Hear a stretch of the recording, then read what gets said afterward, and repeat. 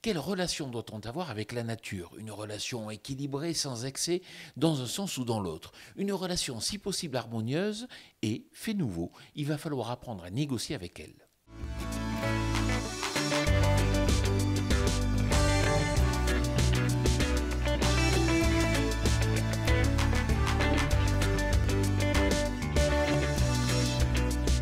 Cette semaine, je vous amène dans la station CTIFL de Carquefou, tout près de Nantes, à la rencontre de Sébastien Picot, qui est agronome et écologue. Sébastien, vous travaillez ici sur des plantes services. Expliquez-nous de quoi il s'agit. Les plantes de service, ce sont des plantes qui vont apporter un service à la production. Donc il y a plusieurs types de plantes de service, comme les plantes répulsives, qui sont des plantes qui vont émettre des odeurs, qui vont repousser les ravageurs, et qui vont donc l'empêcher de s'installer sur la plante cultivée. Je travaille aussi avec des plantes qui vont favoriser les processus de régulation biologique, c'est-à-dire des plantes qui vont attirer les insectes bénéfiques, qui derrière vont pouvoir aller dévorer les ravageurs. Donc ces plantes de service, ce sont des plantes comme les bandes fleuries, comme les haies, ou comme les plantes banques par exemple. Pourquoi dites-vous qu'il faut apprendre à négocier avec la nature? Alors je dis qu'il faut négocier avec la nature parce que la nature n'est pas faite pour produire, comme on le croit souvent de façon inconsciente, elle est faite d'abord et avant tout pour se reproduire. Donc en fait, il ne faut pas forcer la nature pour produire, il ne faut pas non plus la laisser faire, de mon point de vue, mais il faut négocier avec. C'est-à-dire qu'il faut utiliser les processus naturels tels qu'ils existent et puis les canaliser pour aller vers un objectif de production plus que vers un objectif de reproduction. Donc on va travailler avec la nature, on va échanger avec la nature, on va comprendre les processus écologiques, on va entendre ce qu'elle nous dit et on va essayer de canaliser en fait tout cela pour produire nos légumes. Mais dans toute négociation, il faut savoir donner avant de recevoir. Oui, et c'est ce que je fais avec la nature.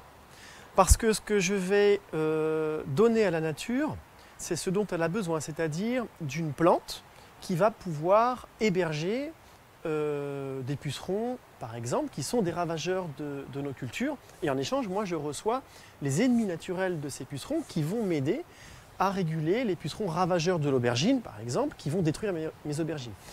Donc, pour ça, je vais, par exemple, associer à l'aubergine une plante qui n'est pas une plante cultivée, dont je n'ai pas besoin de cette plante-là. Cette plante va héberger des pucerons très très tôt en saison. Et ces pucerons vont se développer sur cette plante plutôt que sur l'aubergine. Et ils vont attirer dans le même temps des coccinelles, des chrysopes, des cirphes, qui sont des ennemis naturels de pucerons dont moi j'ai besoin. Et ces ennemis naturels de pucerons pourront ensuite, dans un deuxième temps, réguler les populations de pucerons qui vont venir s'installer sur les aubergines. Vous dites qu'une parcelle toute simple, c'est déjà un monde complexe. Oui, une parcelle, c'est un monde complexe que j'associe d'ailleurs assez naturellement à un écosystème en fait à part entière. Et pour moi, c'est un écosystème qui est perturbé en permanence et qui est donc maintenu à un état initial en permanence. En écologie, on parle de succession écologique, c'est-à-dire que on peut imaginer un état initial qui est un désert ou une pente de volcan après une éruption ou une forêt après un incendie où on est vraiment au stade zéro de la biodiversité.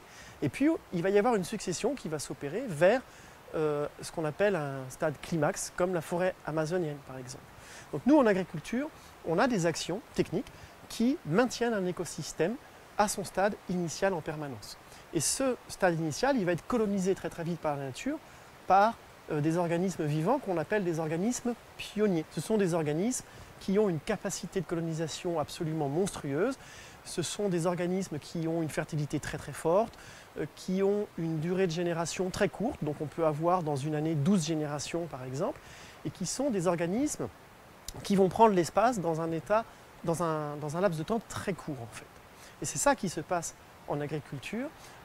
Le fait de travailler le sol, de cultiver en permanence, va favoriser ces organismes pionniers. Et en agriculture, ces organismes pionniers sont les ravageurs des cultures contre lesquelles on veut lutter. Merci Sébastien pour ces explications. Quant à moi, je vous retrouve la semaine prochaine sur TV Agri pour un nouveau regard porté sur l'agroécologie. Bonne semaine à toutes et à tous.